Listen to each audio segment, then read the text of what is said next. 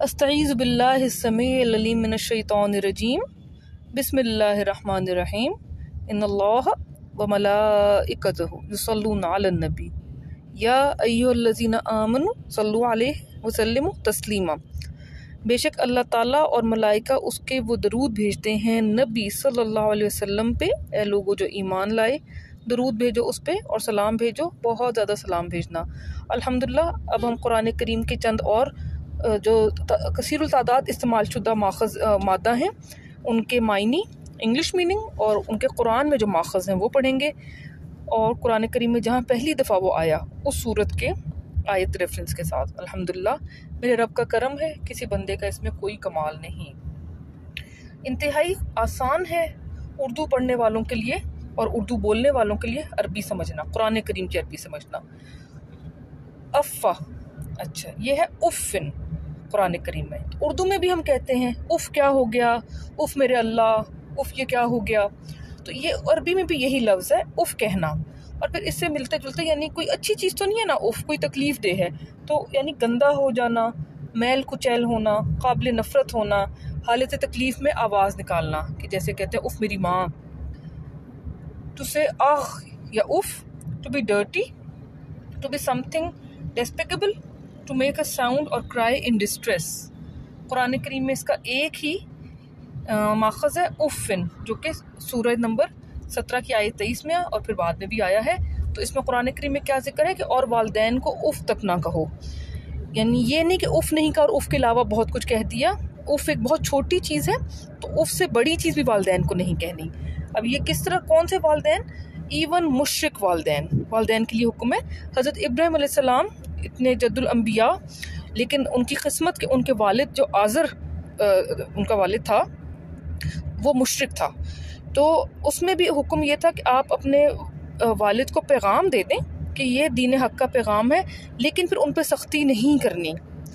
वालदैन even अगर मुशरिक हों तो भी उनको सख्ती करने की इजाज़त नहीं। तो कुजा की है कि हमें उनकी कोई बात पसंद नहीं आ रही या गलत लग रही है तो हम उनको सख्ती से एक बात कहें, नहीं, बिल्कुल बेदीन बात है ये।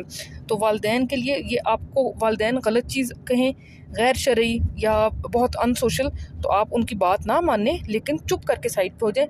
वालदैन को उफ़ या उफ़ से बड़ा लफ्ज़ कहना कुरान में मना किया गया है। अल्हम्दुलिल्लाह। आफ़ाक़ा, उफ़क़ उर्दू में इस्तेमाल करते हैं हम। उफ़क़ पे सितारे निकल आए, उफ़क़ पे चांद डूब गया या चांद निकल आया। उफ़क़ बेसिकली उफ़क़ किनारे को कहते हैं, इंतहाई बुलंद या सख्त को कहते हैं। तो आसमान का जो किनारा है वो भी उफ़क़ होता है। होराइज़न, एज, एक्सट्रीमली हाई और hard on the edges of the sky. अल आफ़ाक़ उफ़क़ की जमा, और बिल उफ़क़ी उफ़क़ पर या उफ़क़ के साथ। सूरत 41 की आयत 53 में ये पहली दफ़ा आया है। अल्हम्दुलिल्लाह। अच्छा, अफ़क़ा होता है सही रुख से फेर देना। अब वो उफ़क़ था काफ वाला, और ये डंडे वाली काफ है। ये उर्दू में हम इस्तेमाल नहीं करते अफ़क़ लफ्ज़ आम तौर पे। अरबी का लफ्ज़ है भटकना।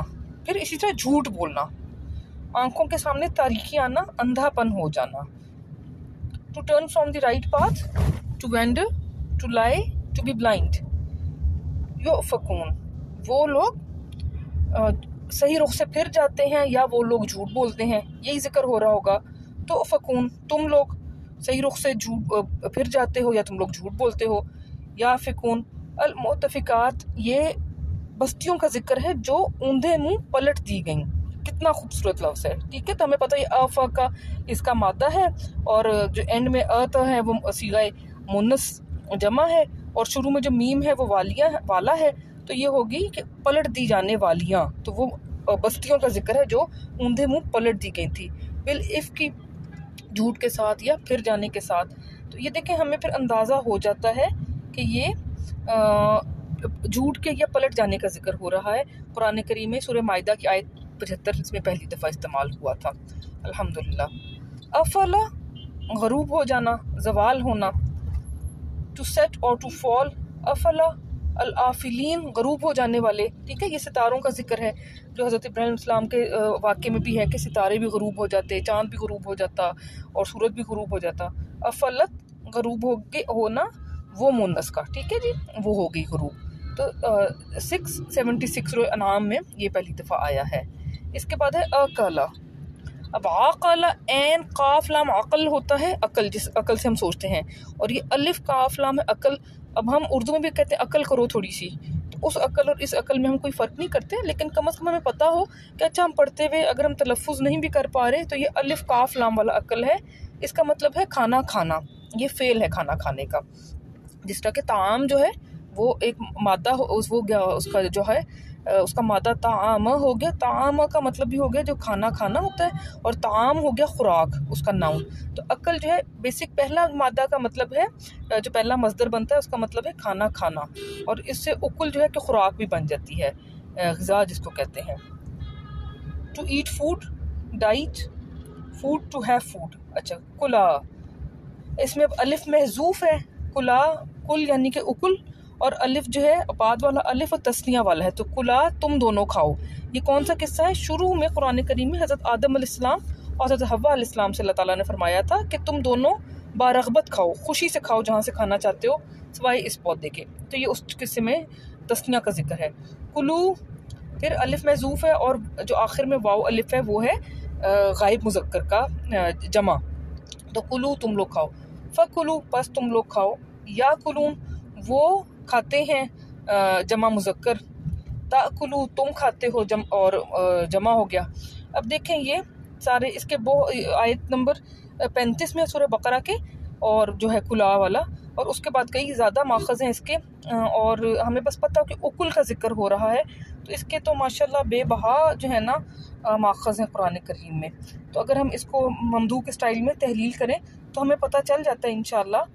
अब देखिए कितना कम फ़र्क है, लेकिन इनके मायने में जो फ़र्क है उसमें हम ग्रामर की डिटेल में नहीं जाएंगे, लेकिन उकुलुहा और उकुलहा तो कुरान में दोनों हैं, और इनका मतलब वो मुन्नस के और खाने का जिक्र हो रहा है। तो हमने माखज़ में सारे कोई थोड़ा सा भी फ़र्क है तो माखज़ लिख दिया, लेकिन एक माखज़ को हमने एक दफ़ा लिखा है। कास्फ माकूल, आस्फ जो खाई गई, सूरह फील में जो जिक्र है। इसके बाद मतलब माकूल जो खाया गया, दो अल्फाज हो जाते हैं। इसके बाद क्या है? इल्ला।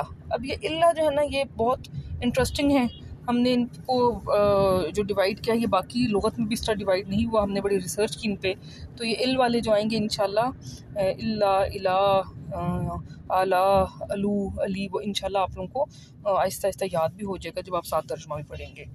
इल्ला का मतलब है साफ़ और ज़ाहिरी हालत जिसका इनकार मुमकिन ना हो, और दूसरा इसका मतलब है क़राबतदारी, clear and visible condition which can not be denied, kinship यानी कि रिश्तेदारियाँ। इल्लन, इल्लन किधर है? पहली दफ़ा जो सूरत नंबर 9 सूरह तौबा की आयत नंबर 8 में है, अल्हम्दुलिल्लाह।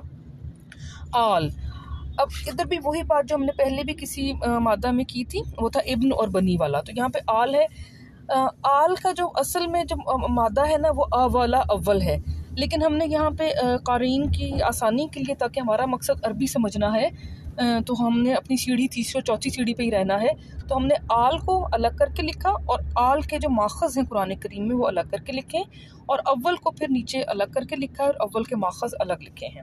आल होती है आल औलाद, हम उर्दू में इस्तेमाल करते हैं, ठीक है जी। आल progeny, children, members of the household, and to have conjecture to be interpreted। अब इधर क्या है? आली, आलू और आला, ये सूरह बकरा में आयत 49 में, कई जगह कुरान करीम में फिर आया है। आल इमरान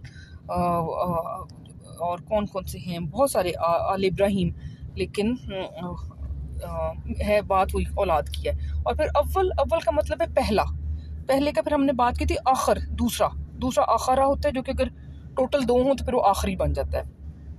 असल की तरफ रुजू होना, वाला या साहिब, जैसे कि उलू, उलुल अलबाब कुरान करीम में आता है। अच्छा जी, उलुल अमर आता है, उलू, और ये उलू जो है ये अवला और वाव अलिफ यानी कि जमा मुज़क्कर गायब, तो ये वाले बन गया। अव्वल और वाव अलिफ का मुरक्कब होता है। और तावील भी अव्वल से निकले। तावील होती है किसी चीज़ की शरह, उसकी तफसीर करना, पोशीदा मायनों की तौज़ीह कर देना। अव्वल first to be refer to origin, owner, उलू इज इक्वल टू ओनर्स, जैसे कि उलुल अमर, अमर वाले या हुक्म वाले। तावील description, explanation, interpretation of hidden meaning, ठीक है जी। इनका आल वाला ही इसका मादा है, यानी कि आ वाला।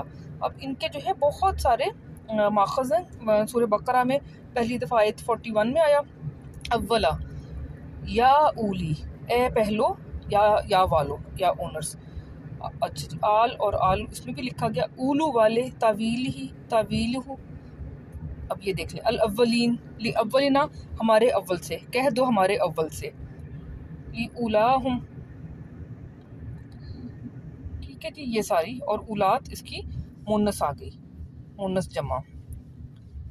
अल्हम्दुलिल्लाह, बहुत आसान है उर्दू बोलने वालों के लिए। अब ये देखिए, अला, अला है खबरदार होना, जो हम कहते हैं ना लो एंड बी होल्ड, लो जो है ना वो आला, देखने का कहे जाना कि देखो भाई, तंबीह करना कि तुम्हारा नुकसान हो जाएगा, बचो। लो, to be warned, to be told, to see, to be informed. अला आयत 12 है सूरह बकरा की पहली दफ़ा। इसके बाद है इल्ला, सवाए, मगर। हम कहते हैं वमा अरसलना का इल्ला रहमतुल लिल आलमीन, तो हम कहते हैं कि और हमने आपको भेजा रहमतुल लिल आलमीन बना के। इसका लफ्ज़ बिलफ्ज़ तर्जुमा डिफरेंट है। वमा और नहीं, अरसलना का इरसाल फरमाया हमने तुम्हें, इल्ला सवाए, रहमत लिल आलमीन, आलमीन के लिए, और नहीं इरसाल फरमाया हमने तुम्हें सिवाय रहमतुल लिल आलमीन बना के। तो इसको जब आप उर्दू में आप सीधा कर देते हैं, थोड़ा आसान करते हैं, तो आप कहते हैं कि और हमने तुम्हें भेजा रहमतुल लिल आलमीन बना के, रसूल पाक सल्लल्लाहु अलैहि वसल्लम के लिए अल्लाह ताला ने फरमाया। लेकिन असल तर्जुमा इसका थोड़ा, और नहीं इरसाल फरमाया हमने तुम्हें सिवाय। ये कुरान करीम में बहुत खूबसूरत है इस तरह से, तो और आयतें भी फिर हमें लफ्ज़ बिलफ्ज़ ऐसे समझ आ सकती हैं अल्लाह के करम से। बट एक्सेप्ट अदर देन, इल्ला कई जगह आया कुरान करीम में, लेकिन पहली दफ़ा आयत 9 में है सूरह बकरा के। अल्हम्दुलिल्लाह रब्बिल आलमीन। अब उलू और अली हम थोड़ा आगे जाके जब उनकी आएगी फिर पढ़ेंगे। आगे भी शेयर करें ताकि बाकी लोग भी फ़ायदा उठाएं। अल्हम्दुलिल्लाह।